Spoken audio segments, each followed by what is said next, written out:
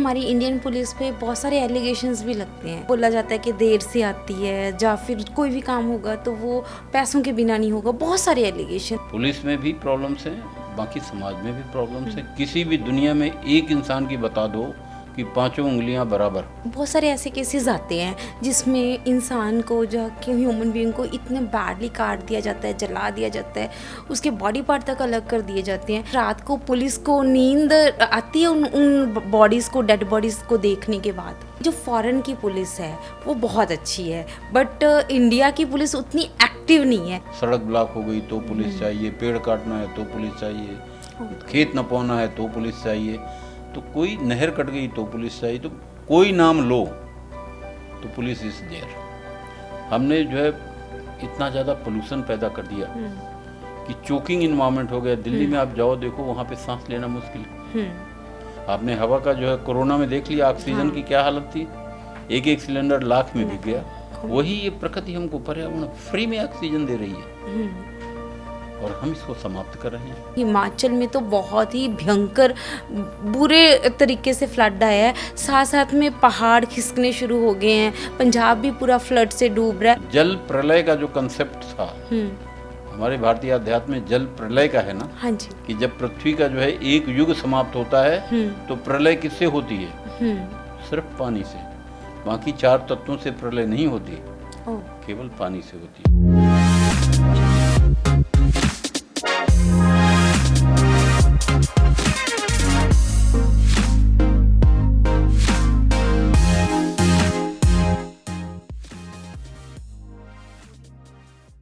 नमस्कार दोस्तों, मैं हूं आपकी होस्ट, आपकी दोस्त शालू गुप्ता। लेके आई हूँ पॉडकास्ट विद शालू का एक नया एपिसोड, जहां पे हम बनाते हैं आपको आपके ही जीवन का मास्टर। आज मैं जिन गेस्ट को लेके आई हूँ वो मेरी कोई पहचान के मोहताज नहीं है। वो डॉक्टर आर.सी. मिश्रा जी हैं, जो कि रिटायर्ड डीजीपी हरियाणा और एक आईपीएस ऑफिसर हैं। वो आईपीएस ऑफिसर के साथ साथ वो एक बहुत बहुत उम्दा राइटर हैं। उन्होंने एनवायरनमेंट को लेकर, उन्होंने स्पिरिचुअल को लेकर बहुत सारी बुक्स लिखी हैं। आज हम उनसे बातचीत करेंगे, उनके ज्ञान को हम अपने ऑडियंस तक पहुंचाएंगे। सर, आपका बहुत बहुत स्वागत है। नमस्कार। सर, पहले तो मैं आपका शुक्रिया करना चाहूँगी। मुझे पता है कि आपका बहुत बहुत बिजी शेड्यूल रहता है, पर फिर भी आपने मेरे छोटे से चैनल के लिए टाइम निकाला, उसके लिए आपका बहुत बहुत धन्यवाद। Thank you, I am always ready. So nice of you sir. Sir, पहले तो हम बात डीजीपी, रिटायर्ड डीजीपी है ना, तो अभी आप 2024 में ही आई थिंक रिटायर्ड हुए हो ना? मैं 30 जून 2024 को आईपीएस से रिटायर हुआ हूँ as a DGP Haryana police housing corporation. Okay. Sir, मैं पहले तो एक चीज़ जानना चाहती हूँ, डीजीपी मतलब हरियाणा की पूरी जिम्मेवारी है ना, एक स्टेट की पूरी जिम्मेवारी। डीजीपी जो है एपेक्स पोस्ट है, टॉप पोस्ट है। इससे ऊंचे कोई पुलिस में पोस्ट नहीं है। उसको हम जो है फुल फॉर्म है डायरेक्टर जनरल ऑफ पुलिस, पूरे स्टेट का वो हेड होता है। और डीजीपी में जो है हम लोग कई जो है अब ब्रांचेज हो गई हैं। जैसे एक डीजीपी लॉ एंड ऑर्डर जो मेन होता है, एक डीजीपी विजिलेंस होता है जो एंटी करप्शन विंग देखता है, एक डीजीपी जो है पुलिस हाउसिंग कॉरपोरेशन, एक डीजीपी जो है प्रिजन जेल डिपार्टमेंट है, एक डीजीपी जो है होम गार्ड्स। इस तरह करके कई पोस्ट हैं और सभी जो है अपने अपने जो है विंग के हेड हैं एंड टॉप मोस्ट। सर, जब आप डीजीपी थे तो मुझे जानना है कि उस टाइम ऐसा कौन सा केस आया था जिसने आपको भी हिला दिया था? देखिए, एज ए डीजीपी इस तरह के केसेस तो पुलिस में रोज़ आते हैं और कोई ऐसे केसेस नहीं है जो कि पुलिस के लिए जो है चैलेंज ना हो। लेकिन हम लोग जो है कभी भी इन चीज़ों को जो है बहुत ज़्यादा पर्सनली नहीं लेते। ये पार्ट ऑफ लाइफ है, पार्ट ऑफ हमारी सर्विस है। तो जो भी केस है वो चैलेंज है और उसका जो है सलूशन देना, उसको सॉल्व करना, वो हम लोगों का टारगेट होता है। तो पुलिस में बहुत से केसेस है, एक नहीं मैं बहुत से गिना सकता हूँ। आपका बाबा राम रहीम का केस था, तो आपके बहुत से किसान आंदोलन हुए, SYL जो है मुद्दा था। तो इस तरह करके जो है एक नहीं बहुत से केसेस हुए हैं, लेकिन सभी केसेस को जो है एमिकली जो है हमने उसका सलूशन सब दिया है, पूरे पुलिस डिपार्टमेंट ने दिया है। तो इसमें जो है ये एक टीम वर्क है। इसमें जो है बेसिकली डीजीपी तो हेड होता है, लेकिन हमारा कांस्टेबल से लेके टॉप तक जितने भी बीच के जो है फंक्शनरीज हैं, सबका इक्वल रोल होता है, सबका जो है बहुत इम्पोर्टेंट रोल होता है। सर पर मैं एक चीज़ जानना चाहूँगी कि जब आप हरियाणा में इतनी हाईएस्ट पोस्ट पर थे, तो आपको सबसे टफेस्ट केस कौन सा लगा, जब आपको भी महसूस हुआ होगा कि यार ये कैसे सॉल्व होगा? ना ना, ऐसा कोई केस नहीं। ऐस- और जितने भी केसेस हमारे सामने आए हैं सभी सॉल्व हो गए हैं। कभी आपको केस इमोशनल भी कर देते हैं, क्योंकि है तो आखिरकार हम सब इंसान ही हैं। नहीं, बेसिकली देखिए, जो हमारी ह्यूमन वैल्यूज़ हैं, जो हमारी मोरल वैल्यूज़ हैं, जो हमारी इथिकल वैल्यूज़ हैं, ये सब नेचुरली हमारे जो है माइंड पे, हमारे जो है थिंकिंग प्रोसेस में इम्पैक्ट डालती हैं। तो बहुत से केसेस हैं जो हम लोगों को विचलित कर देते हैं, मेंटली थोड़ा सा हम लोगों को रीथिंकिंग के लिए, उसके लिए जो है मजबूर करते हैं, लेकिन इमोशंस में नहीं। पुलिस का काम है एक्शन, और जो भी रीजनेबल जस्टिफाइड एक्शन है वो हम लोग करते हैं। ओह, सर जैसे कि बहुत सारे ऐसे केसेस आते हैं जिसमें इंसान को, जो कि ह्यूमन बीइंग को इतने बैडली काट दिया जाता है, जला दिया जाता है, उसके बॉडी पार्ट तक अलग कर दिए जाते हैं। क्या वो केसेस रात को पुलिस को नींद आती है उन उन बॉडीज़ को, डेड बॉडीज़ को देखने के बाद? देखिए, इस तरह के केसेस होते रहते हैं।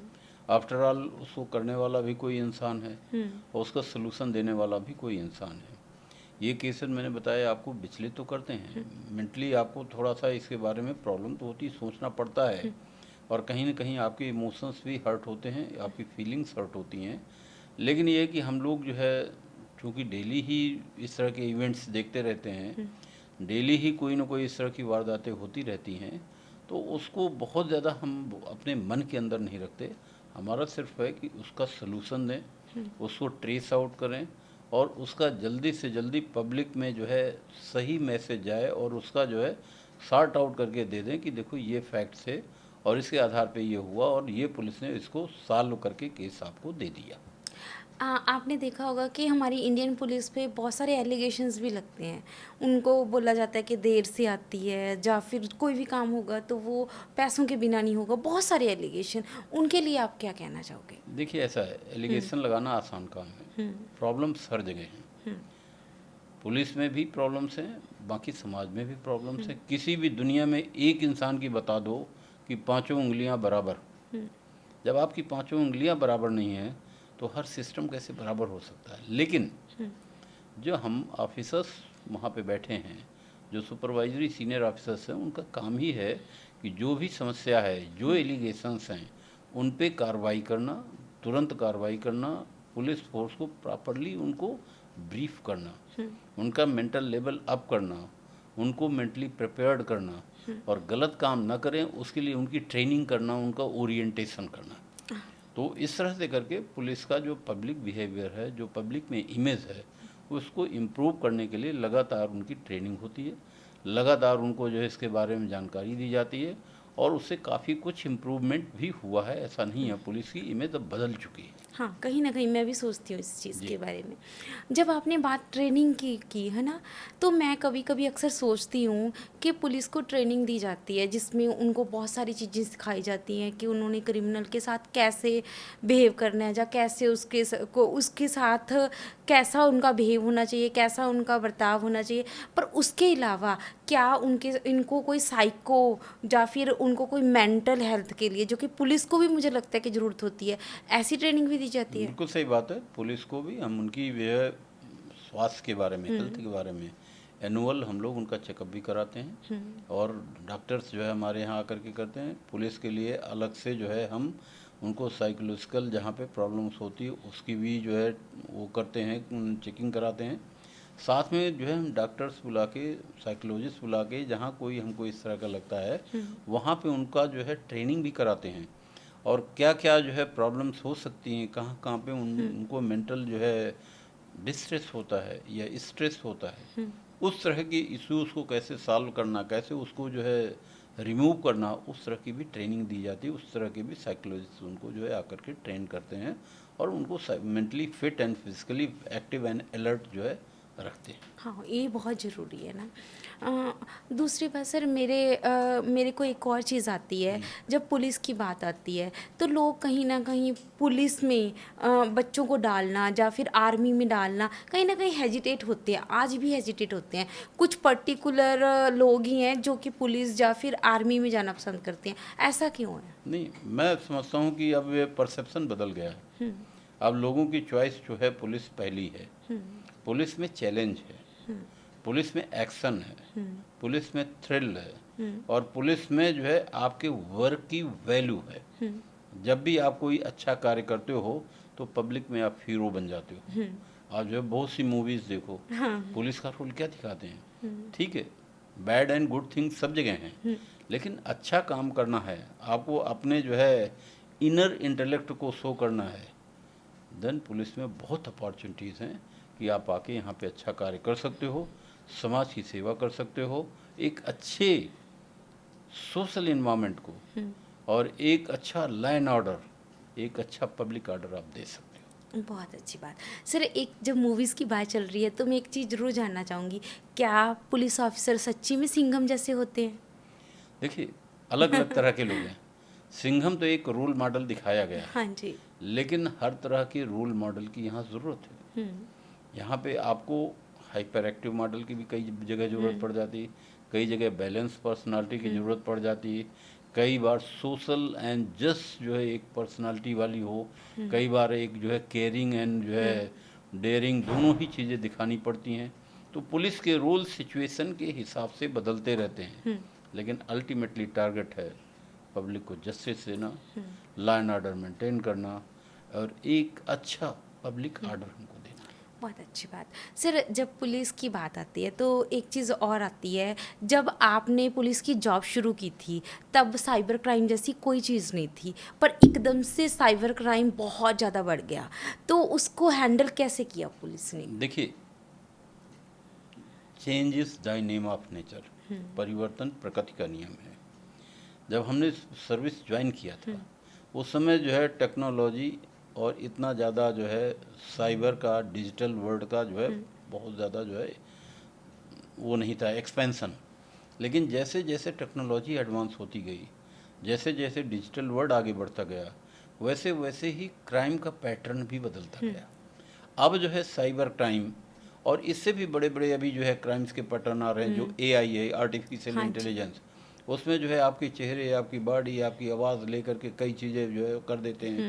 लोगों को जो है ऑनलाइन जो है डिजिटल अरेस्ट कर देते हैं, आपके अकाउंट्स खाली कर देते हैं। तो नेचुरली पुलिस को भी उसके हिसाब से अपने आप को तैयार करना है। तो हम लोगों ने हर ज़िलों में साइबर थाने खोले हैं, साइबर सेल है, और उसकी रेगुलर मॉनिटरिंग होती है। और इस तरह के क्रिमिनल्स को पकड़ने के लिए हम लोग पूरी तरह से टेक्नोलॉजी में भी अपने आप को एडवांस कर रहे हैं।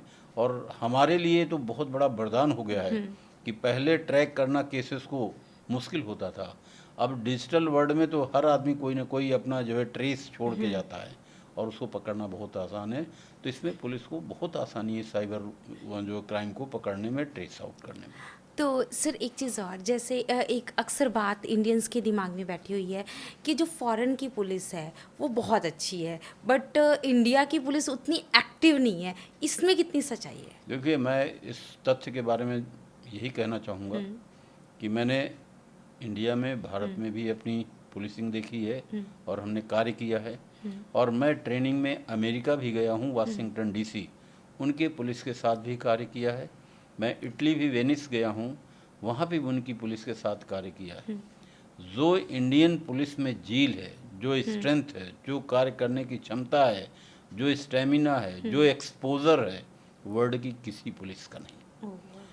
इवन जब हम लोग अपने एक्सपीरियंस टेररिज्म के, जो अपने एक्सपीरियंस बॉर्डर्स के जो डिस्प्यूट्स हैं और जो इस तरह की चीज़ें हम शेयर करते हैं, उनके जो है कान हिल जाते हैं और वो कहते हैं कि साहब हमने तो लाइव नहीं देखा, हम तो केवल प्रैक्टिकल जो है ट्रेनिंग करते हैं, ट्रेनिंग में इसको रोल वो मॉडल दिखाते हैं। हमारे यहाँ तो रोज़ होता है। आप जो जितना टेररिस्ट इंसिडेंट्स इंडिया में होते हैं वो कहीं नहीं होते, अमेरिका में कहाँ, कहीं रेर एक आधा। तो उनके लोग ट्रेंड कहाँ होंगे, एक्सपीरियंस फील्ड का कहाँ है? उनको तो केवल मॉडल ट्रेनिंग होती है, मॉडल बना दिया और ट्रेनिंग कर दिया, या सिमुलेशन ट्रेनिंग हो गई। हमारे यहाँ एक्चुअल फील्ड वर्क है, इसलिए हमारे जो है पुलिस के ऑफिसर्स जवान मच मच मच बेटर है। ये बात मैं भी कहीं न कहीं आपकी बात से एग्री करती हूँ कि ये जब तक क्योंकि कहते हैं ना कि अगर जंग ना हो तो हथियारों को भी जंग लग जंग जाती लग है जाती है, बिल्कुल। तो वो बात कहीं न कहीं सच है ना? सर एक पुलिस ऑफिसर चाहे वो छोटा है, चाहे वो बड़ा है, किसी भी उपाधि पे है, कहीं न कहीं उसकी फैमिली बहुत ज़्यादा चिंतित रहती है। इसमें कितनी सच्चाई है? देखिए, ये पहले कुछ प्रॉब्लम्स थी, लेकिन आज के समय नहीं है, क्योंकि आज के समय सरकार पूरा ध्यान दे रही है। सरकारों ने पूरी फैसिलिटी दी है। आपको पुलिस लाइन में जवानों के लिए मकान दिया जाता है, जवानों के बच्चों के पढ़ने के लिए पुलिस लाइन में स्कूल्स हैं। हरियाणा के हर जिले में police public DAV public school खोले गए हैं, जहाँ पे हरियाणा के बच्चों को पढ़ाया जाता है। उनकी ट्रेनिंग के लिए कंप्यूटर सेंटर्स खोले गए हैं, वहाँ टाइपिंग सेंटर्स हैं, स्पोर्ट्स की पूरी फैसिलिटी दी गई है, डॉक्टर्स की फैसिलिटी दी गई है, प्रॉपर आपको हाउसेज दे रहे हैं, वहाँ पूरी जो है आपकी फैसिलिटी दी जा रही है।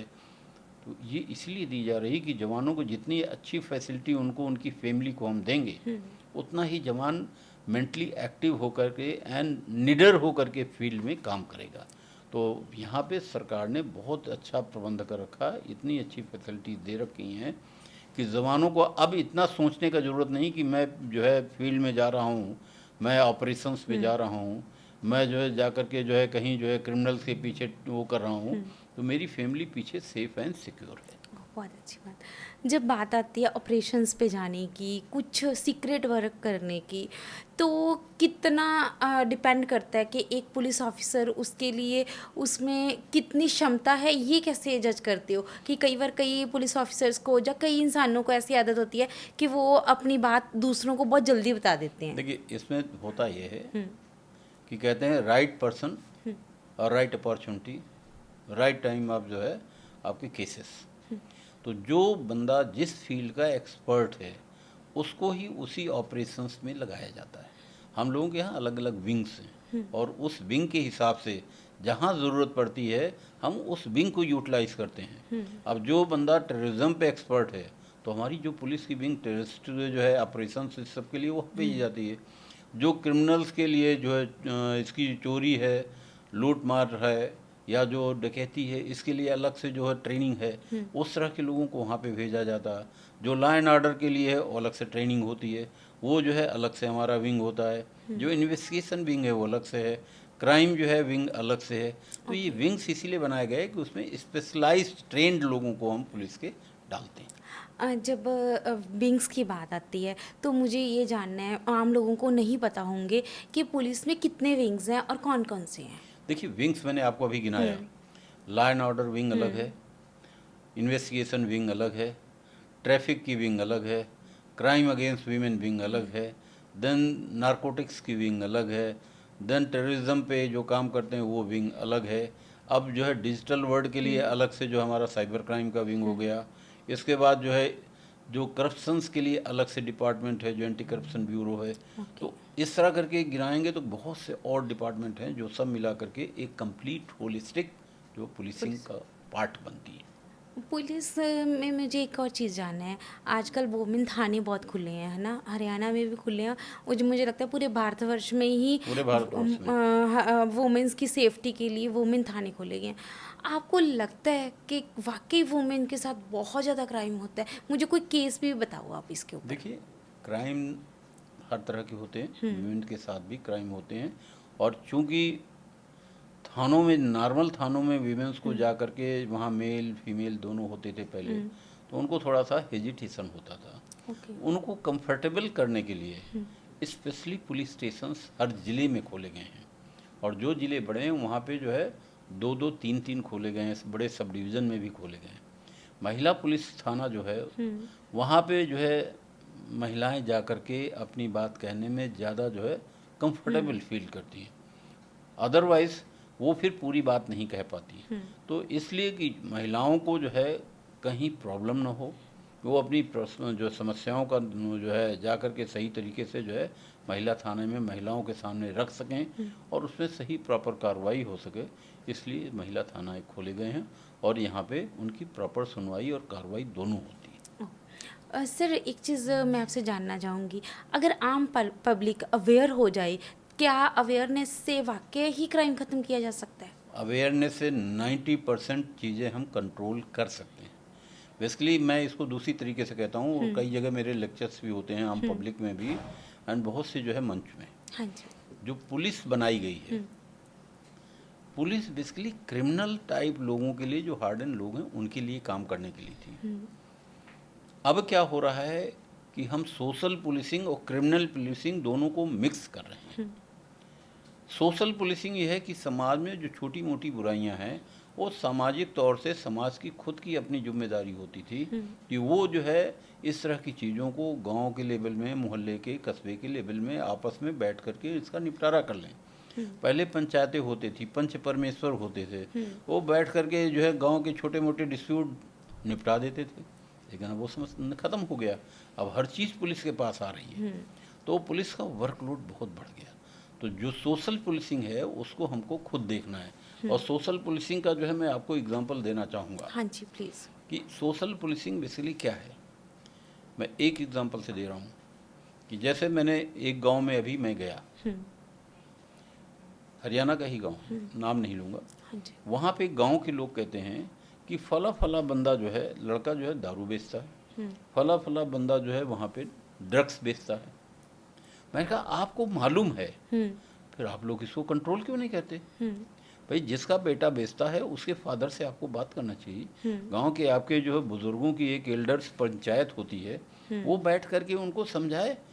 यदि आपके गांव के बच्चे जो है शराब बेचना बंद कर दें, ड्रग्स जो है बेचना बंद कर दें, तो आपके गांव में दूसरा बाहर तो कोई आके नहीं कर सकता। तो ये काम तो हमारा खुद का है, और हम इस काम के लिए पुलिस को कहते हैं। पुलिस ठीक है करेगी, पुलिस के बाद तो जो भी आएगा करेगा, कागनिजेबल ऑफेंस बनेगा करेगा, लेकिन कहीं ना कहीं सोशल पुलिसिंग की इसमें ज़रूरत है। तो मैंने उनको एग्जांपल दिया कि जब मैं छोटा था, मेरे गांव में कोई जो है बंदा बीड़ी पीता मिला, एक लड़का बीड़ी पीता हुआ दिखा, तो गांव के किसी बुजुर्ग ने देखा था कि वो बीड़ी पी रहा है। शाम को पंचायत में उसके गांव घर में गए, घर के बाहर चौपाल में बैठ के गांव के 4-5 उसके चाचा ताऊ जितने बुजुर्ग बुलाए, और बुला के कहा कि देखो तुम्हारा बेटा मैंने सुबह वहाँ पे तालाब के पास बीड़ी पीते देखा है। उस बच्चे को बुलाया गया और उसको बताया गया कि भाई तुमने कैसे पी, ये तो एक सामाजिक बुराई है, इससे तुम्हारा ये नुकसान होगा, तुम्हारा मेंटल हेल्थ सब बहुत से उसको समझाया गया। एंड धीरे धीरे उसको समझा करके सही रास्ते पे लाया, दोबारा उसने बीड़ी नहीं पिया। तो बहुत ये अच्छा। पुलिस सोशल पुलिसिंग का पार्ट है। लेकिन हम इसको जो है क्रिमिनल पुलिसिंग में ला रहे हैं कि हम हर चीज़ में पर्चा दर्ज कराना चाहते हैं। FIR not solution. एफआईआर तो हार्डन क्रिमिनल्स के लिए है। तो कहीं ना कहीं समाज को भी अपने रोल को देखना पड़ेगा कि हमारी सामाजिक कौन सी समस्याएं हैं जिनको हम निपटा सकते हैं। आपके ट्रैफिक का मैं एक दूसरा एग्जांपल दे रहा हूँ। हाँ जी। ट्रैफिक में हमारी जिम्मेदारी है कि हम रेड लाइट जंप ना करें। ट्रैफिक में हमारी जिम्मेदारी है कि हम सीट बेल्ट पहने। ट्रैफिक में हमारी जिम्मेदारी है कि हम हेलमेट पहने। हम नहीं करते, और पुलिस को देख करके हम थ्रिल होकर के फुल स्पीड में गाड़ी भगाते हैं। किसकी गलती है? हमारी गलती है। पुलिस तो आपके प्रोटेक्शन के लिए है। पुलिस में कोई दूसरी दुनिया के आप लोग नहीं लाए, आपके भाई बहन हैं, आपके बेटे बेटी हैं, वो यूनिफॉर्म पहन के खड़े हैं। यूनिफॉर्म पहन लिया तो आपको लगता है वो आपके नहीं हैं। जब यूनिफॉर्म उतार के वो घर में आ जाते हैं, फिर तो कहते हैं मेरे माता पिता हैं, मेरे भाई बहन हैं। तो कहीं ना कहीं सोच में परिवर्तन लाने की जरूरत है। इस चीज़ के ऊपर मैं कुछ बात करना चाहूँगी। अभी आपसे यूनिफॉर्म से बात आती है। मैं अभी अभी किसी ऑफिसर से मिली, तो मैंने ऐसे ही पूछा उनसे कि सर आप तो जब घर भी जाते होगे, वैसे ही हंसी मजाक में बोला कि सर जब आप घर जाते होगे आपसे तो आस पड़ोस भी डर जाता होगा। कहते हैं मैम मुझे तो कोई किराए पे घर देने को तैयार नहीं है, इसलिए मैं रोज़ उसमें पुलिस स्टेशन में ही अपनी यूनिफॉर्म उतार के जाता हूँ। इसमें कितनी सच्चाई है? वाकई पुलिस से लोग डरते हैं? देखो देखो फर्क है, कई तरह के हैं समाज में, कई तरह के लोग हैं। कुछ लोगों को लगता है कि ये पुलिस में हैं, कल हो सकता है कि किराए पे मकान ले जाए, ना खाली करे, तो बेटर है कि हम क्यों ऐसे आदमी को दें, हम ऐसे आदमी को दें जो कि नॉर्मल कोई सिंपल सिटीजन हो। कुछ ना कुछ सोच में है, लेकिन ऐसा नहीं है। बहुत से पुलिस वाले किराए पे रहते हैं और टाइमली मकान खराब करते हैं, टाइमली सबको किराया देते हैं। तो मैंने एक शब्द बोला, सोच में परिवर्तन। समाज को भी अपने सोच में परिवर्तन लाना पड़ेगा। दूसरी बात, एक चीज़ और भी आती है जहाँ इसी बात के ऊपर, जब आपके घर में अगर आप आज यूनिफॉर्म में आते, चलो सबको पता है कि मैं पॉडकास्ट चैनल चलाती हूँ, अगर आप वैसे नॉर्मली आप मेरे फ्रेंड हो तो आप यूनिफॉर्म में आ गए, तो भी लोगों को 10 आस पड़ोस वालों ने देखा तो बोलेंगे इनके घर में कुछ हो गया है, क्या हो गया, क्या हो गया। देख ले, देखो ये सोच कैसे बदले ये समाज की। सोच ये है कि बेसिकली पुलिस को देख करके लोगों को लगता है कि जहाँ पुलिस जा रही कहीं ना कहीं कोई एबनॉर्मल चीज़ हुई है, कोई क्राइम हुआ है। कोई क्राइम हुआ है, जबकि ऐसा नहीं। लोगों को सोचने में अपने फिर परिवर्तन करने की ज़रूरत पड़ेगी कि पुलिस रूटीन में भी जाती है, पुलिस फ्रेंडली होके भी जाती है, पुलिस लोगों को अवेयर करने के लिए भी जाती है, पुलिस उनको राइट एंड ड्यूटीज़ बताने के लिए जाती है, और पुलिस कहीं किसी तरह की प्रॉब्लम्स हैं तो भी जाती है। बहुत से सीनियर सिटीजन्स हैं, मैं पंचकुला में कमिश्नर पुलिस रहा हूँ, मेरे पास कई सेक्टर से रात को 11 बजे 12 बजे सीनियर सिटीजन का फ़ोन आता है कि साहब जो है हमारी तबीयत ख़राब है, कोई देखने वाला नहीं, कोई सर्वेंट नहीं है और हमको तुरंत हॉस्पिटल की ज़रूरत है। हमने पुलिस की गाड़ी भेजी, उनको लेके हॉस्पिटल भिजवाया। अब अड़ोस पड़ोस वाले ये सोच रहे हैं कि पुलिस किस लिए आई, क्यों आई, क्या किया, तो कहीं ना कहीं फिर वही सोच में परिवर्तन की ज़रूरत है। हमको अपना नज़रिया बदलना है। सही बात, बहुत सही बात सर। नज़रिया बदलना है। जब आपने ये वाली बात की, अभी उस बात के ऊपर ही आती हूँ मैं।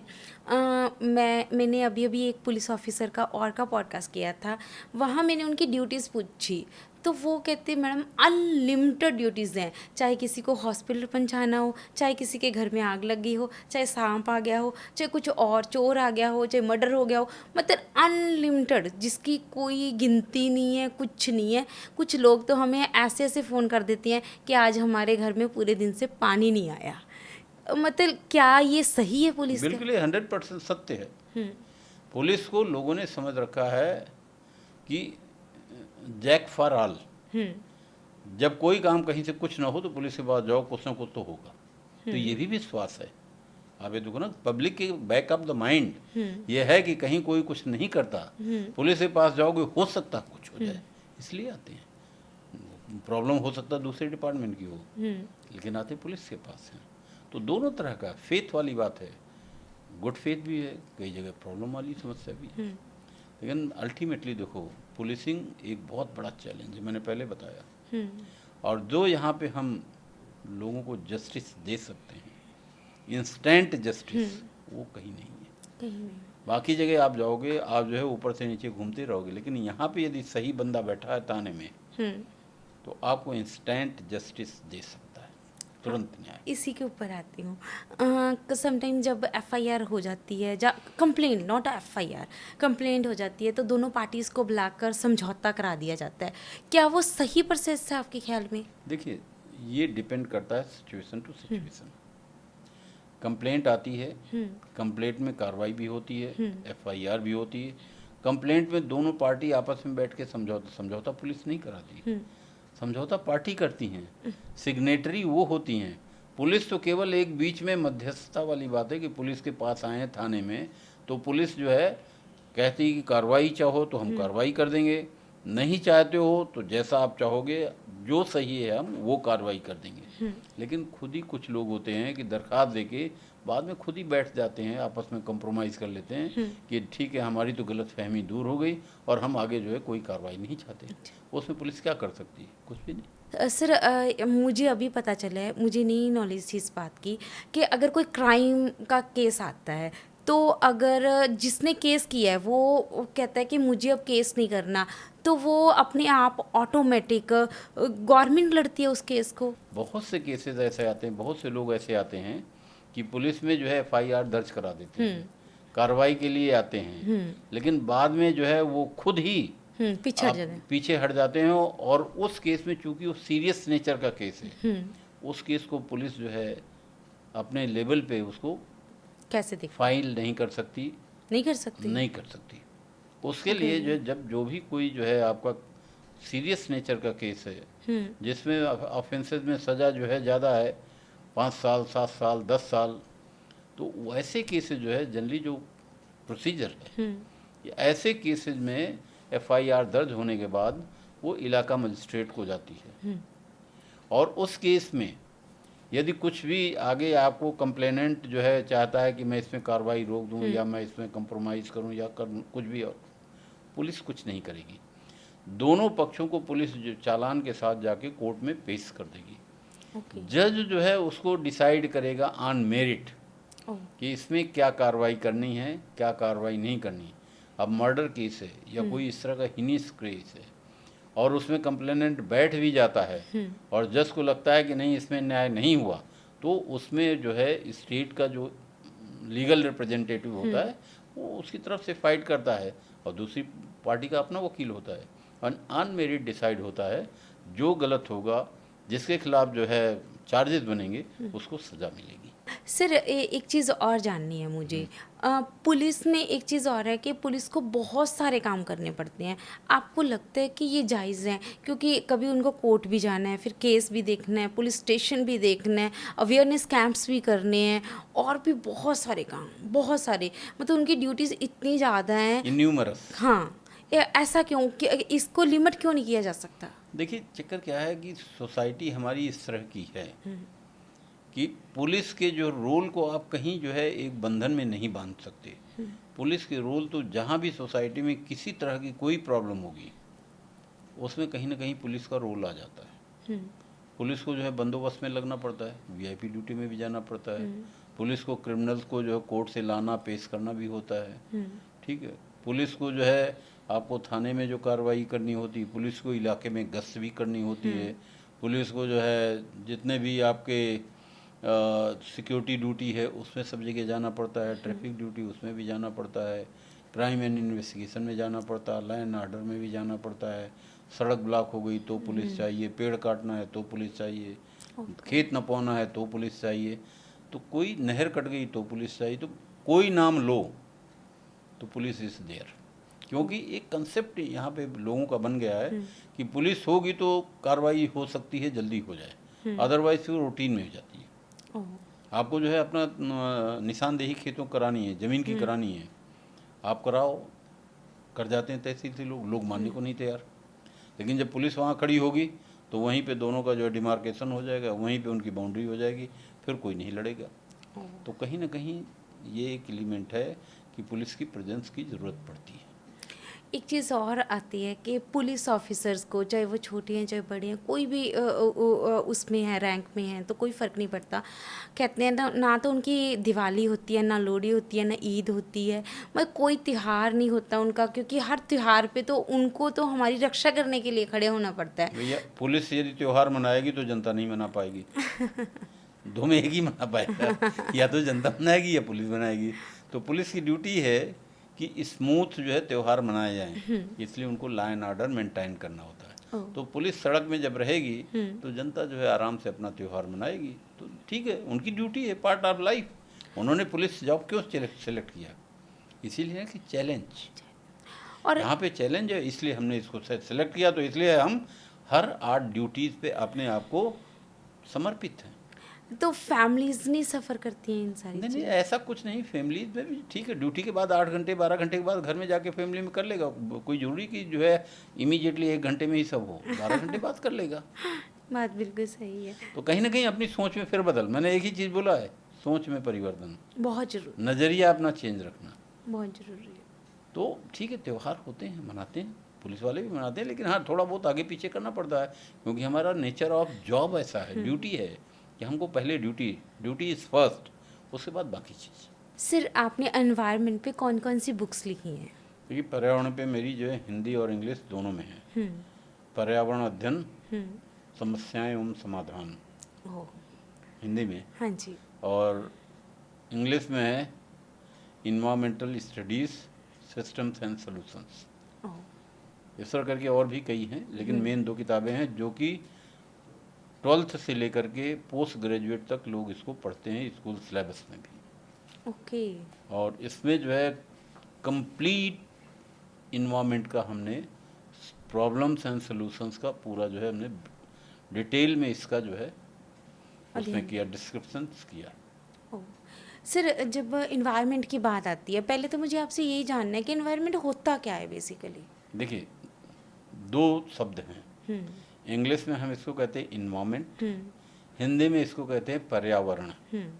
इन्वायरमेंट को यदि हम वो करें, इसकी संधि विच्छेद, तो वो कहते हैं इन्वायरमेंट का मतलब होता है इन मीन्स इन सर्कल।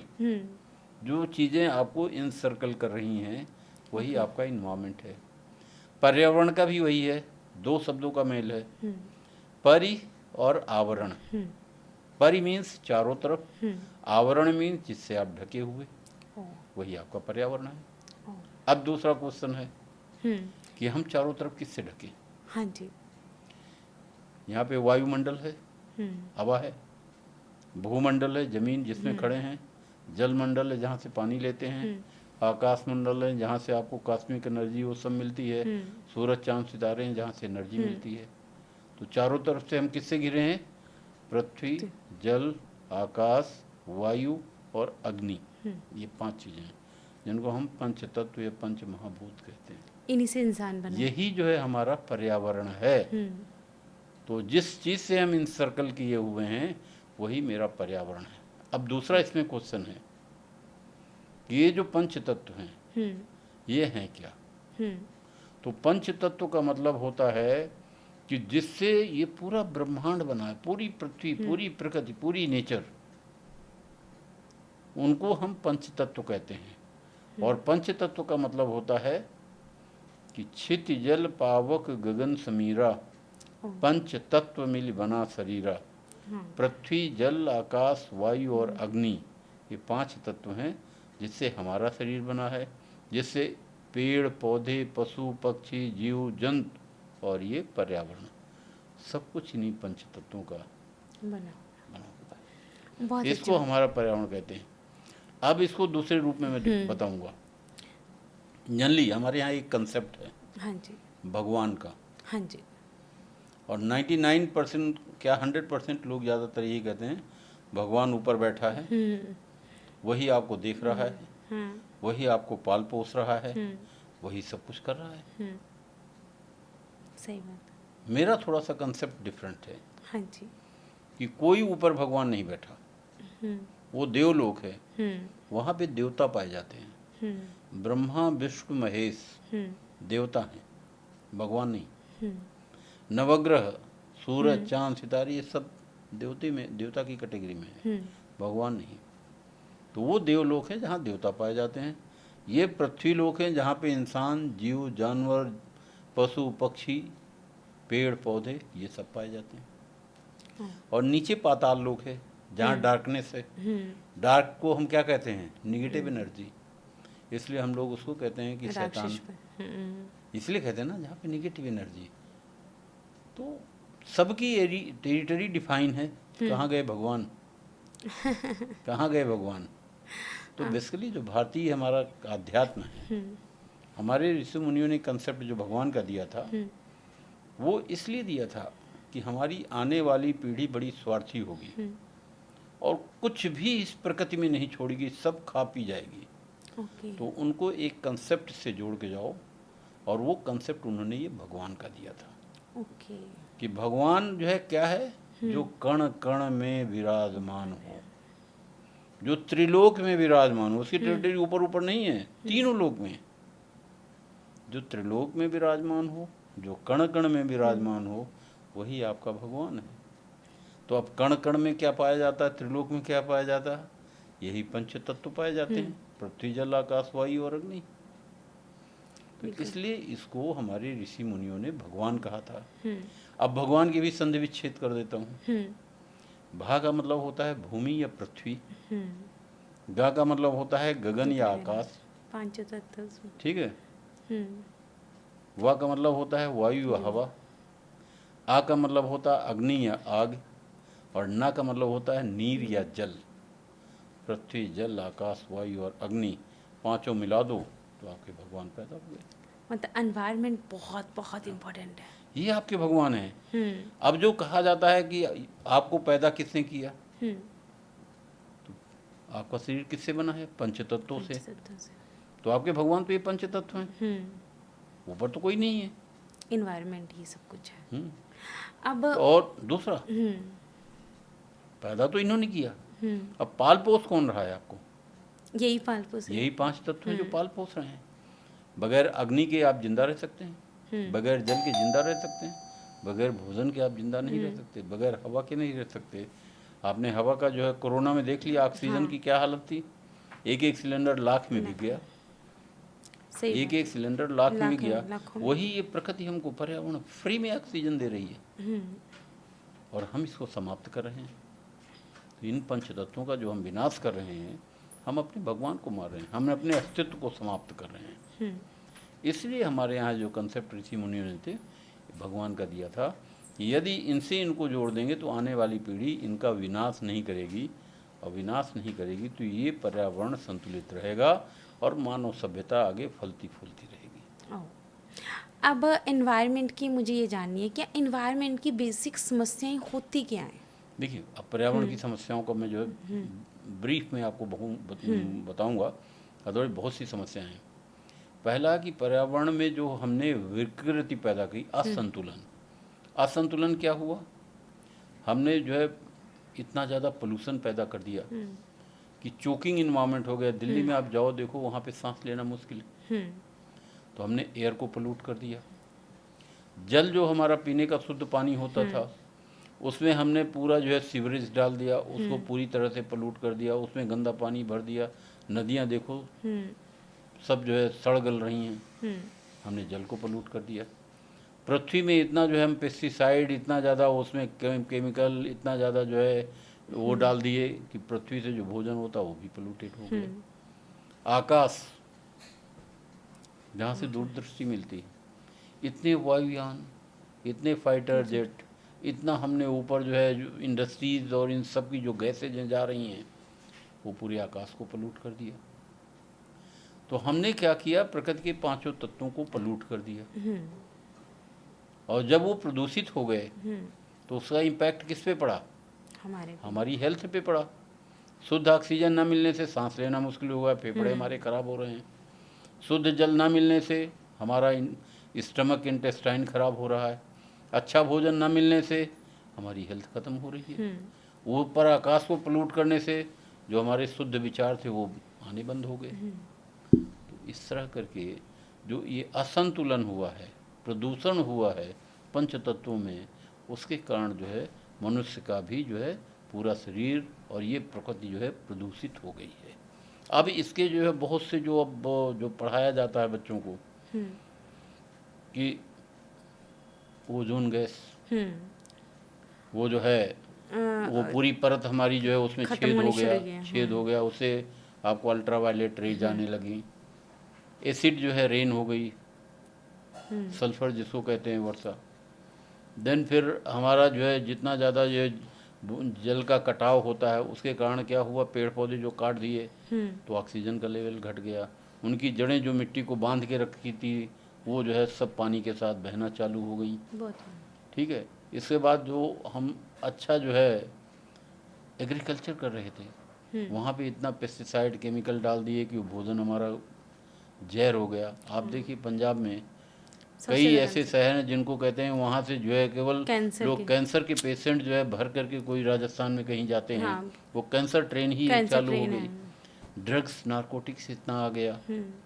तो इस तरह की ये चीज़ें हैं। सर, अब मुझे जानना है, जैसे हमने समस्याओं की बात की है ना, अब इस साल 2025 में तो आपने देखा है कि बहुत जगह पे फ्लड आया, खासकर हिमाचल में तो बहुत ही भयंकर बुरे तरीके से फ्लड आया है। साथ साथ में पहाड़ खिसकने शुरू हो गए हैं, पंजाब भी पूरा फ्लड से डूब रहा है। इसका क्या कारण है? इसका मेजर कारण क्या है?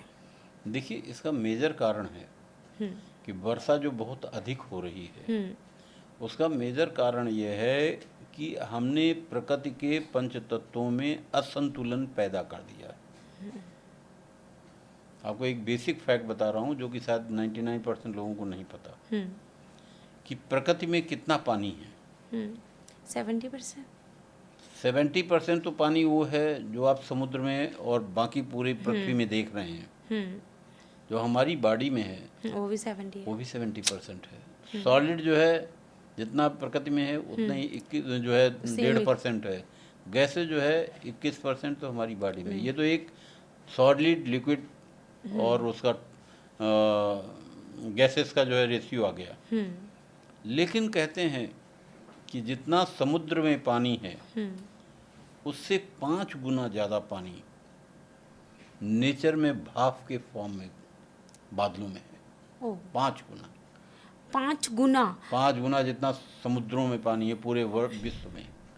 मतलब 5 गुना पानी पूरे मतलब पृथ्वी पे भरा हुआ है। इस ब्रह्मांड में ओके, बहुत आकाश, ज़्यादा। ये जो पूरा जो है हाँ। भाप बन के पूरे आकाश में ब्रह्मांड में, यदि वो प्रेसिपिटेट हो जाएगा जिस दिन, पूरी पृथ्वी पानी में डूब जाएगी। तो जल प्रलय का जो कंसेप्ट था हमारे भारतीय अध्यात्म में, जल प्रलय का है ना, हाँ जी। कि जब पृथ्वी का जो है एक युग समाप्त होता है तो प्रलय किससे होती है? सिर्फ पानी से। बाकी 4 तत्वों से प्रलय नहीं होती, केवल पानी से होती है। और इसकी परिकल्पना हमारे एक छायावादी कवि थे जयशंकर प्रसाद, हाँ जी। उन्होंने एक अपनी किताब लिखी कामायनी।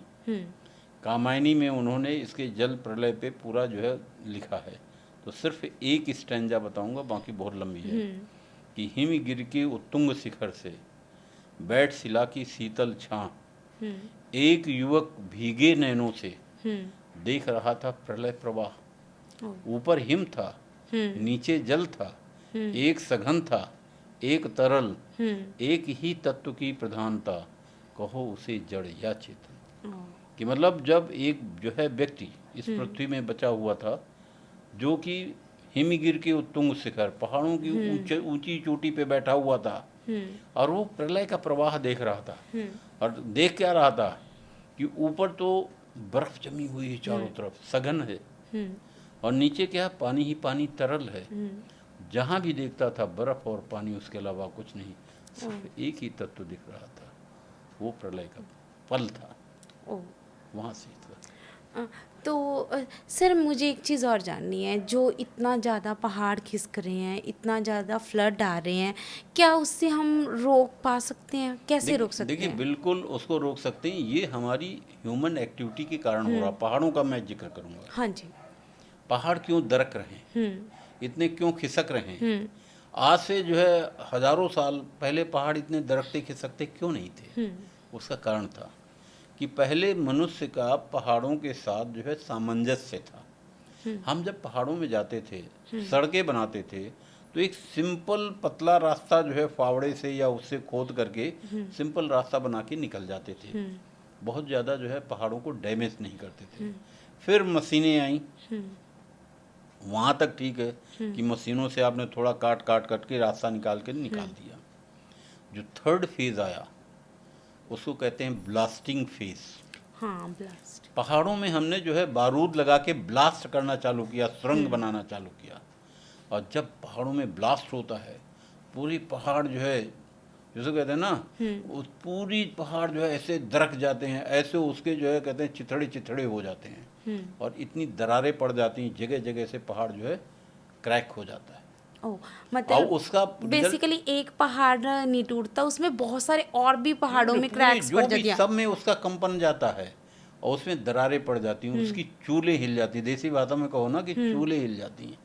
और जब बरसात होती है तो जहाँ से क्रैक्स होते हैं, दरारें होती हैं, पानी वहाँ से नीचे जाता है। जो पतली मिट्टी है वो पानी के साथ जाती है, वो धीरे धीरे नीचे से खिसकती रहती है। और महीने 2 महीने में क्या होता है, गैप इतना ज़्यादा हो जाता है कि जैसे हैवी रेन होती है, डाउनपोर, उसका वजन इतना होता है, एक तो पहाड़ का वजन, दूसरा उस पानी का वजन, वो पूरे पहाड़ को खिसकाता हुआ नीचे चला जाता है।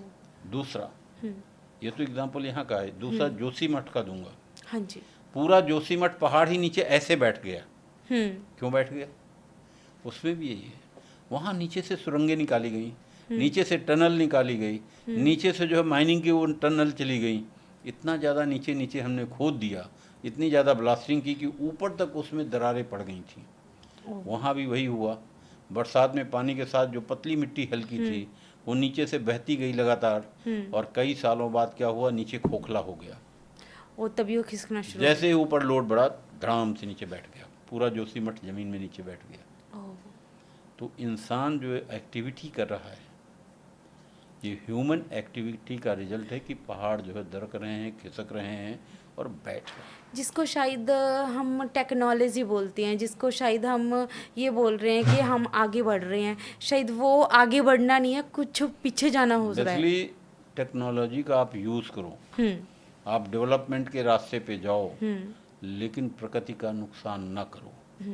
हमारे को बारूद से ब्लास्ट करने की ज़रूरत नहीं थी, हम उसको तरीके से मशीनों से टेक्निकल वे से जो है उसको कर सकते थे। थोड़ा समय ज़्यादा लगता, इजी वे हाँ, ब्लास्टिंग लेकिन था। उससे पहाड़ों का नुकसान नहीं होता। इससे बारे में अभी चर्चा में बताऊंगा कि आज से 2 साल पहले एक बहुत बड़ा सेमिनार था।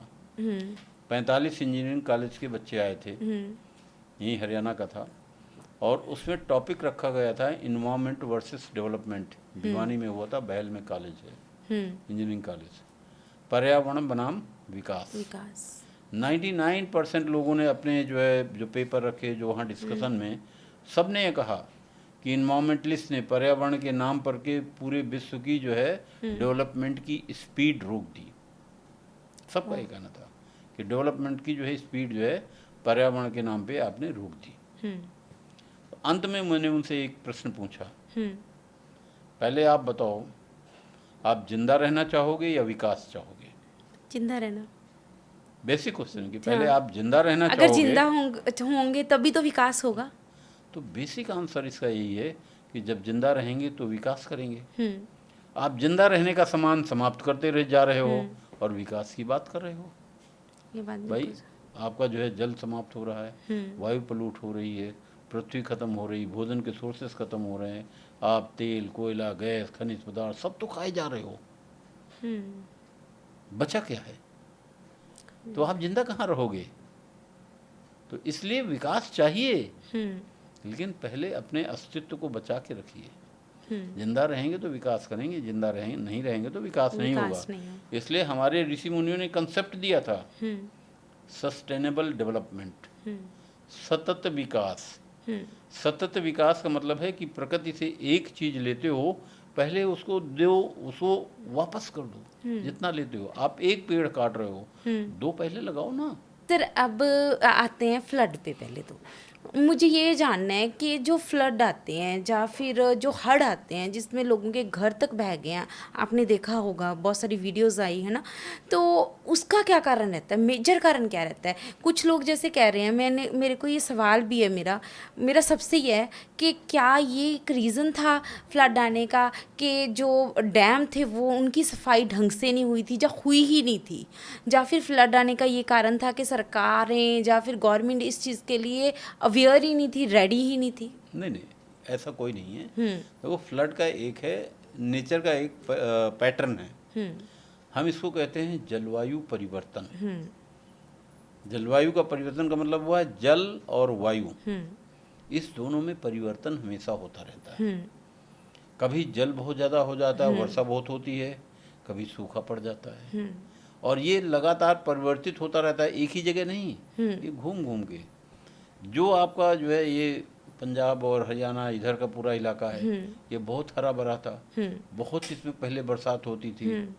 राजस्थान डेजर्ट था, वहाँ बरसात नहीं होती थी, लेकिन आज क्या हो रहा है, राजस्थान में बरसात ज़्यादा होना चालू हो गई, यहाँ कम हो रही है। लेकिन सडन जो है, जब जो है वर्षा ज़्यादा हो गई, अब उस वर्षा को कंट्रोल करने का सिस्टम जो है हम लोगों ने समाप्त कर दिया। अब वो कैसे समाप्त कर दिया, मैं एग्जांपल दूंगा। हाँ जी। पहले जब गांव का निर्माण होता था, कोई गांव बसता था, तो गांव के चारों तरफ तालाब बड़े बड़े बनाए जाते थे। पूरे बरसात का पानी उन तालाबों में रोक लिया जाता था, बह के नहीं जाता था, फ्लड नहीं आती थी। किसानों के जो खेत होते थे, उसकी जो मेड़ है वो 2-2 फुट 3-3 फुट ऊंची रखी जाती थी। खेत का पानी खेत में रहेगा, उसकी उपजाऊ मिट्टी बह के नहीं जाएगी। आज जो है क्या हुआ, ट्रैक्टर आ गया, तो उनको लगता है छोटा खेत जोतने में परेशानी होगी, वो पूरी ज़मीन को समतल कर दिया, जो मेड़ है वो हटा दिया। तो अब थोड़ा सा भी पानी बरसता है तो जहाँ ऊंचे स्थान से ढलान की तरफ इतनी स्पीड से भागता है कि आपकी उपजाऊ मिट्टी भी बहा ला जाता है, और जहाँ खाली जगह है वहाँ पे बाढ़ आ जाती है। तो कहीं ना कहीं हमने अपने पैटर्न को बदला है, इसके कारण बाढ़ आ रही है। तीसरा क्या है, जो डैम और ये सब जो बनाए गए हैं, नेचुरली की डैम जो ये बनाए जा रहे हैं, ये पानी स्टोर करने के लिए है। लेकिन इनकी एक क्षमता होती है, उस क्षमता तक ही कर पाएंगे ना, उससे ज़्यादा नहीं कर पाएंगे। तो जितनी क्षमता उतना ही पानी स्टोर करें, उससे ज़्यादा ना करें। आप जो है लगता है कि पानी का ज़्यादा जो है हमारे पास है, आप उसके चेक डैम और बना दो, आप उसको जो है आगे डिस्ट्रीब्यूट कर दो, तो आप पानी को स्टोर कर सकते हो। चौथा जो है, जो हमारे गांव का जो बनावट होती थी, वो क्या होता था, हमेशा गांव जो है जहाँ पे अपर एज होता था अर्थ का, हाइट होती थी, वहाँ पे गांव बसते थे, डाउन पे नहीं बसते थे। अब क्या हुआ, लोग ना अपर देखते हैं ना डाउन देखते हैं, जहाँ मर्जी आई वहाँ घर बना दिए। ये बात बिल्कुल सही है, मैंने बहुत सारी रील्स देखी अब, ठीक है। तो वो कॉर्नर पे थे, बिल्कुल कॉर्नर पे, नदी के किनारों पे होटल बने नहीं, हुए आप थे, इसी घर बने हुए जो थे। आप पूरा हिमाचल देख लो, हाँ। पूरा आप उत्तराखंड देख लो, जो नदी के किनारे हैं, आप जो 2 फीट 4 फुट ऊपर जो है नदी के बना रहे हो। गर्मी में तो ठीक है, पानी कम है, लेकिन जैसे बरसात आती है पानी ज़्यादा आता है, वो सब मकान बह जाते हैं। तो कहीं ना कहीं हम अपना लालच नहीं रोक पा रहे हैं ना, कि बस हम यहाँ नदी के किनारे रहेंगे, टूरिस्ट आएंगे, पैसे मिलेंगे, हमारा ढाबा चलेगा, आपने चला लिया। लेकिन ये नहीं देखा कल मेरा जीवन भी संकट में आ जाएगा। तो पहले भी लोग बनाते थे, ऐसा नहीं, लेकिन पहले लोग अपर एज में मकान बनाते थे और नदी के किनारे छोटा सा अपना वो एक छत वो डाल लेते, छप्पर टाइप, और वहाँ बैठ के काम करते थे। और जैसे उनका बरसात का सीजन आता था ऊपर चढ़ जाते थे। आज वो नहीं है, आप बड़े बड़े होटल, 5 स्टार होटल एकदम जो रोड के उस साइड में, ढलान के साइड में बनाते हैं। पहले ढलान साइड में कोई नहीं बनाता, जो बनाता था जिधर पहाड़ है, तो ढलान से खिसकते नहीं थे। अब ढलान में जरा सा भी प्रेशर पड़ता है, सब मकान खिसक जाते हैं। तभी इतना तो सारा। कहीं ना कहीं हमने खुद अपने आप को गलत तरीके से वहाँ पे एस्टेब्लिश किया है। ये उसकी बात कहानी बिल्कुल है। सही है। सर अब मुझे जानना है, प्लांटेशन है ना, हमेशा मैं भी बहुत सारी प्लांटेशन ड्राइव्स में हिस्सा लेती हूँ, उसमें हम तरवैनी भी लगाते हैं, है ना, जो काफ़ी पावरफुल माना जाता है। प्लांटेशन कितना ज़रूरी है? देखिए, बगैर पेड़ के इंसान का अस्तित्व तो नहीं। आपको ऑक्सीजन चाहिए तो पेड़ से मिलेगी, वर्षा चाहिए तो भी पेड़ देंगे, फल चाहिए तो भी पेड़ दें, भोजन चाहिए तो भी पेड़ से मिलेगा। बीमारी की जो है जितनी दवाइयाँ हैं, सब जड़ी बूटियाँ पेड़ पौधों से आपकी मिलती हैं। दुनिया का कोई ऐसा जो है आपका कार्यकलाप नहीं है जो बगैर पेड़ के हो। और इसको मैं थोड़ा सा और आगे बढ़ा दूं, कि इंसान जब पैदा होता है तो लकड़ी के पालने पे, थोड़ा सा बड़ा होता है, खड़ा होता है, तो लकड़ी की गाड़ी ट्रायंगुलर पकड़ के चलता है, बड़ा होता है, लकड़ी का घर, मकान, लकड़ी के सोफे, फर्नीचर, सब कुछ A to Z। जैसे ही बूढ़ा होता है, लकड़ी की सोटी। फिर लकड़ी की वही बकली या सोटी, और जब अंतिम यात्रा में जाता है तो भी वही फिर अर्थी। भी लकड़ी के पालने में। और यहाँ तक कि जो अंतिम स्टेप है, जब जलाया जाता है वो भी लकड़ी। तो भी लकड़ी के साथ। दुनिया का कोई संबंध ऐसा नहीं है जो आपके साथ जले। आपके माँ बाप, भाई बहन, बेटा बेटी, पति पत्नी, अपना सब शरीर भी नहीं। सब छोड़ के चले जाते हैं, सब बीच रास्ते में छोड़ देंगे। पेड़ एक ऐसा साथी है जो साथ। जो आप पैदा हुए थे और जब आप समाप्त हो गए, अंत तक आपका साथ देता है, यहाँ तक कि आपके साथ जलता है। दुनिया में जलते इससे हैं। बड़ा कोई साथी नहीं है। और इंसान इतना जो है वो हो गया है स्वार्थी, कि लगातार पेड़ काटता जा रहा है, इस पृथ्वी को वृक्ष विहीन करता जा रहा है। क्या बगैर पेड़ के इंसान जिंदा रहेगा? ये प्रश्न है। इसलिए मैं कह रहा हूँ अस्तित्व का खतरा है। सही में है। आज तो मुझे भी इस बात को सोचने में विवश होगी कि प्लांटेशन बहुत ज़रूरी है, बहुत ज़रूरी है। बगैर उसके हम जिंदा नहीं रहेंगे। तो आपको क्या लगता है सर, मुझे एक चीज़ और जाननी है यहाँ पे, प्लांटेशन की जब बात हो रही है, कौन से प्लांट्स लगाए जाएं जिनको ज़्यादा पानी की ज़रूरत ना हो, देख रेख की ज़रूरत ना मैं हो? आपको बताता हूँ, लोग हाफाजार्ड प्लांटेशन कर रहे हैं, जो कर भी रहे हैं, और वो पेड़ लगा रहे हैं जिनका प्रकृति के साथ कोई सामंजस्य ज़्यादा नहीं है। ऑक्सीजन तो देंगे, लेकिन पूरी प्रकृति उसमें नहीं पलती। जो प्रकृति के पेड़ हैं जिसमें पूरी प्रकृति पलती है, वो है आपका पीपल है, बरगद है, गूलर है, पाकर है, सहतूत है। इस तरह के बहुत सी जो है वैरायटीज़ हैं जिनके लगाने से पूरी प्रकृति पलती। कैसे प्रकृति पलती है? आप देखो इसके फल में कितने लाखों में कीट और वो जो है छोटे छोटे जीव जो है इनके फल के अंदर होते हैं। जितने पशु पक्षी हैं इनके पेड़ों में बैठते हैं, इनके फल खाते हैं। जितने भी जो है चाहे वो बंदर हो या और कोई जीव जंतु हो, ये जा कर के इन पेड़ों में बैठते हैं, इनके फल खाते हैं। जो इनके पेड़ पत्ते ऊपर से तोड़ के गिराते हैं, जंगल के जानवर इसी को खाते हैं। और जो इसका रिफ्यूज बचता है, जितने माइक्रो ऑर्गेनिजम्स हैं वो ज़मीन के अंदर इसको खाते हैं। तो पूरी सृष्टि इसमें पड़ती है। एक पेड़ जो है पूरी सृष्टि को पालता है। अब आप जो है सफ़ेदा लगा दें, क्या मिलेगा? कीकर लगा दें, क्या मिलेगा? ठीक है, कहीं ना कहीं आपको जीवन के दैनिक उसमें जो है कीकर की ज़रूरत पड़ती है। वो पहले ज़माने में जब हल बनाया जाता था तो हल का फार कीकर से बनता था, क्योंकि कीकर की लकड़ी मजबूत होती है। लेकिन वो प्रकृति पूरी नहीं पालती। तो हमको वो पेड़ ज़्यादा लगाने हैं जिसमें पूरी प्रकृति पले। बाकी जो हमारी रोज़मर्रा की ज़रूरत की है वो पेड़ भी तो लगाएंगे हम। तो इन पेड़ों को लगाने से आप जो है पूरे एक पर्यावरण में संतुलन ले आएंगे, क्योंकि इनकी कैनोपी भी बहुत होती है, 200 फुट बाई 200 फुट। अब उसमें इतनी ऑक्सीजन जनरेट होगी कि आप 200 आदमी को जो है ऑक्सीजन दे सकते हो। 200 आदमियों का जो CO2 जहर है वो ये सोखते हैं। तो आप एक यदि फल का इस तरह का पेड़ लगाते हो तो 200 आदमियों का जहर इन पेड़ को जो है देते हो, वो सोखते हैं और आपको ऑक्सीजन देते हैं।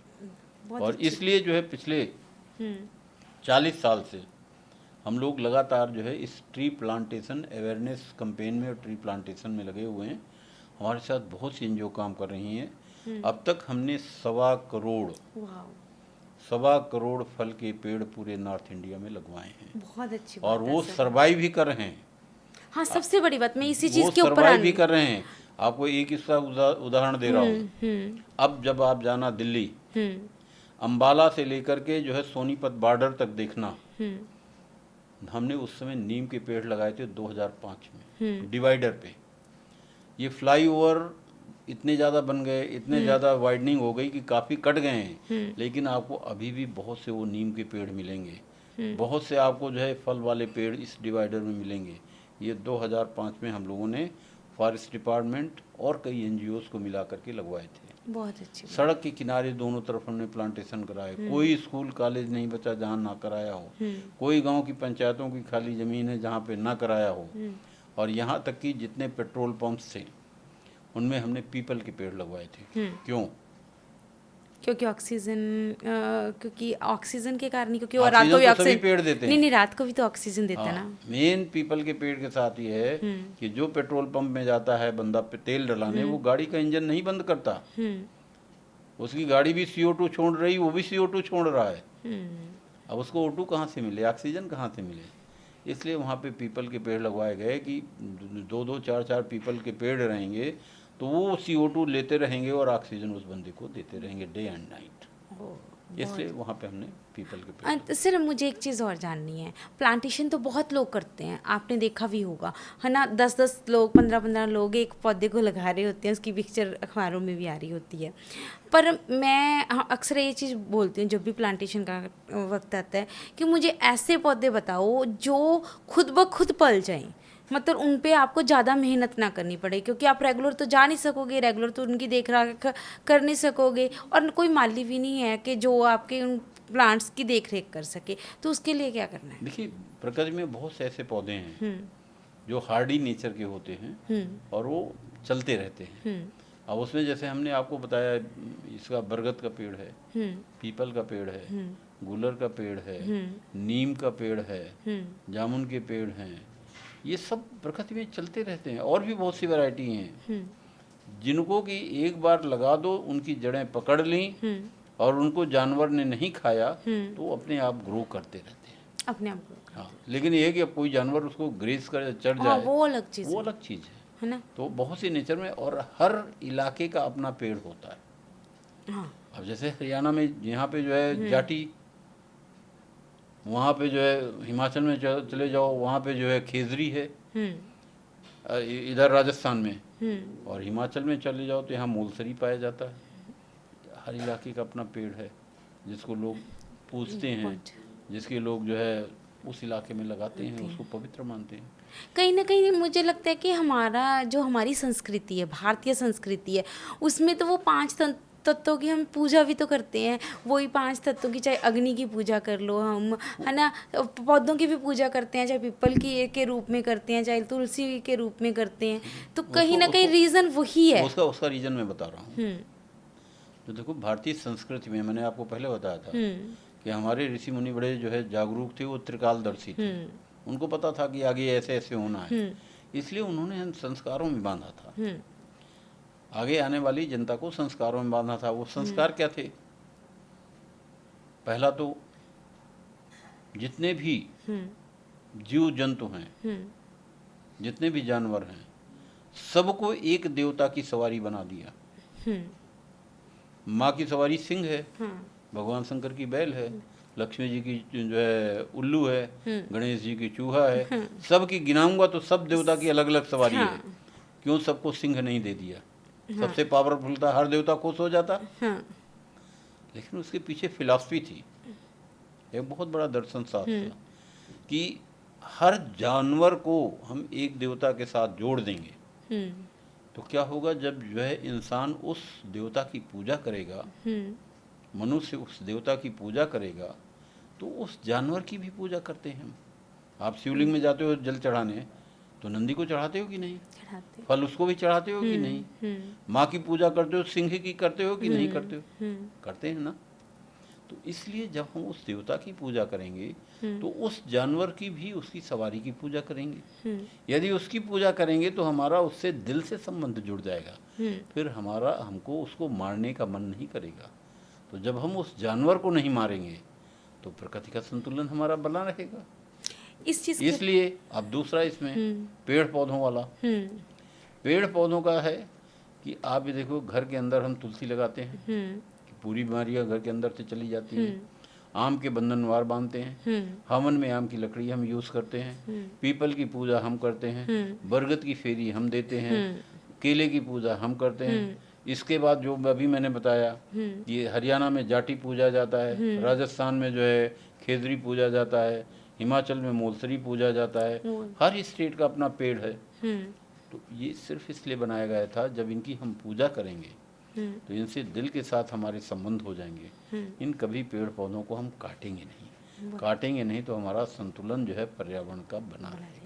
सर, मुझे ये बताइए कि जाते जाते एक चीज़ बताइए कि हम एनवायरनमेंट को अपनी कोशिश करके कैसे बचा सकते हैं? देखिए, हमारा जो है ये कर्तव्य बनता है कि हम प्रकृति के साथ छेड़छाड़ ना करें, प्रकृति के तत्वों को हम प्रदूषित ना करें, प्रकृति के जो पंच तत्व हैं उनको सुरक्षित, संतुलित और संयमित रखें। जहाँ तक हमारा कोई ऐसा एक्शन ना हो कि जिससे प्रकृति में असंतुलन हो, इसलिए प्रदूषण के लेवल को रोकें। जो भी प्रकृति के तत्व हैं उनको जो है हम बर्बाद ना करें, खराब ना करें। जितनी हमारी ज़रूरत है चीज़ों को लें, जो ज़रूरत नहीं है उसको हम ले करके वेस्ट ना करें। क्योंकि जो है कोटेशंस है कि earth can satisfy the need of a man but can not satisfy the greed of a man. लालच का कोई अंत नहीं, तो हमको कहीं प्रकृति के साथ लालच नहीं करना चाहिए, प्रकृति के साथ संतुलन बना के रखना चाहिए। हमारा जो व्यवहार है, जो हमारा कर्तव्य है, पंच तत्वों के साथ हमको संतुलित रहना है। ना वायु के साथ हमको छेड़छाड़ करनी है, न जल के साथ करना है, न पृथ्वी के तत्वों के साथ करना है, न आकाश के साथ करना है, न एनर्जी के जितने ऊर्जा के सोर्सेस हैं सबको बचा करके रखना है। सबको जो है हमको संतुलित रखना है। तो कंजर्वेशन जो कहते हैं, इनका कंजर्वेशन करना है और उतना यूज़ करना है जितनी हमारी ज़रूरत है। ना कि आप देखो कि घर में ज़रूरत हमारे को, हम ड्राइंग रूम में बैठे हैं, यहाँ लाइट पंखे की ज़रूरत है, लेकिन बेडरूम में रहेंगे तो वहाँ का लाइट पंखा एसी चल रहा है, दूसरे कमरे में चले गए वहाँ भी लाइट पंखा एसी चल रहा है, तो क्या होगा? ये तो वेस्ट है, वेस्ट हो जाएगा। एंड दूसरा एग्जाम्पल है, घर में जब हम रहते थे, गांव में पहले कुएं से पानी निकालते थे बाल्टी से, 10 लीटर की बाल्टी में उसी के पानी से हम ब्रश भी कर लेते थे, शेविंग भी कर लेते थे, नहा भी लेते थे। आज क्या हो रहा है? क्योंकि आज मेहनत करके नहीं निकाल रहे हैं, आपको जो है उससे सप्लाई से पानी आ रहा है। सुबह बच्चा उठता है, नल को फुल ऑन कर देता है, मुंह धुलता है, 10 लीटर पानी बह गया। थोड़ी देर बाद जाएगा, फिर ब्रश करेगा, ब्रश अपना दांतों में घिस रहा है, पानी बह रहा है, बंद नहीं करता, 10-12 लीटर बह गया। फिर जाएगा शेविंग करने, फोम बना रहा है, पानी बह रहा है, 15-20 लीटर बह गया। फिर नहाने जाएगा, किसी के यहाँ शावर लगा है, किसी के यहाँ जकूजी है, किसी के यहाँ बाथ टब है, और पता चला 500 लीटर बह गया। ज़रूरत कितनी थी? 15 से 20 लीटर। वेस्ट कितना कर रहे हैं? 600, 700 लीटर। कैसे सरवाइव करेंगे? आने वाली जनरेशन कहाँ यहाँ जिंदा रहेगी? आने वाली जनरेशन क्वेश्चन ये करेगी कि हमारे पूर्वजों ने तो आपको बहुत बढ़िया पर्यावरण इन्वायरमेंट दिया था, सब कुछ दिया था, शुद्ध हवा, शुद्ध जल, शुद्ध भोजन, शुद्ध पूरा सब कुछ, और आपने हमारे लिए क्या छोड़ के गए? तेल पी गए, खनिज पदार्थ पी गए, कोयला खा गए, भोजन खा गए, हवा खा गए, क्या छोड़ा हमारे लिए? सही बात है। तो ये एक क्वेश्चन मार्क है आने वाली जनरेशन का, करंट जनरेशन से। इसलिए हमारा कर्तव्य बनता है कि आने वाली जनरेशन को हम धरोहर के रूप में वैसा ही पर्यावरण दें जैसे हमारे पूर्वजों ने हमको दिया। This is the message. Thank you sir, thank you so much sir. आज आपने बहुत अच्छी नॉलेज दी। मुझे लगता है कि मैं इस पॉडकास्ट को एंड करने के टाइम एक चीज़ ज़रूर बोलना चाहूँगी कि प्लांटेशन मैं जो अपनी एनजीओ के थ्रू भी करती हूँ, मैं सब लोगों को एक ही चीज़ समझाती हूँ कि जब बर्थडे आता है, एनिवर्सरी आती है, आपके घर में कोई खुशी का टाइम आता है, तो बस आप वो ये सोचो कि हमारी खुशी इसी में है कि एक पौधा लगा दो जाकर। इसको मैं दूसरी तरह से कहता हूँ। हाँ जी सर। मैं पिछले 30 साल से लोगों को जागरूक कर रहा हूँ, जितने स्कूल कॉलेजेस और उन सब में एनजीओज में ज़्यादा जहाँ बच्चे होते हैं उनसे एक चीज़ पूछता हूँ कि आप अपने जन्मदिन पे गिफ्ट अपने मदर से मांगते हो? आपकी माँ आपको जन्मदिन पे गिफ्ट देती है ना? हाँ जी सर। तो हमारी सबकी मदर कौन है? Mother earth. मदर अर्थ है। ये मदर अर्थ कहती है कि भाई आपको हमने पैदा कर दिया, आपको पाल पोस रही हूँ, और आपसे मैं कुछ नहीं मांगती, सिर्फ अपने जन्मदिन पे एक पौधा लगा दो। हर व्यक्ति अपने एक जन्मदिन पे एक पौधा लगा दे तो साल भर में ये पूरी पृथ्वी हरी भरी हो जाएगी, फिर लहलहाएगी, शुद्ध ऑक्सीजन, शुद्ध जल, शुद्ध भोजन, शुद्ध आकाश आपको फिर मिलेगा। मैं भी इस चीज़ के लिए प्रयास कर रही हूँ, आप तो कर ही रहे हो बहुत सालों से। 40 साल से लगा हूँ, 40 साल से। मैं तो 2-3 साल से ही कर रही हूँ इस बात पे प्रयास। अपना तो समर्पण है कि प्रकृति की गोद में पैदा हुए हैं, उसी में चले जाना प्रकृति है, की गोद में पले हैं, और प्रकृति की गोद में ही विलीन होना। इससे बड़ी जो गोद आपको नहीं मिलेगी। हाँ, ये एक सच है, ये एक ट्रुथ है। आपने मान लिया, हम लोग जो नहीं मान रहे हैं वो एक अलग चीज़ है, पर सच तो वही है कहीं ना कहीं, है ना?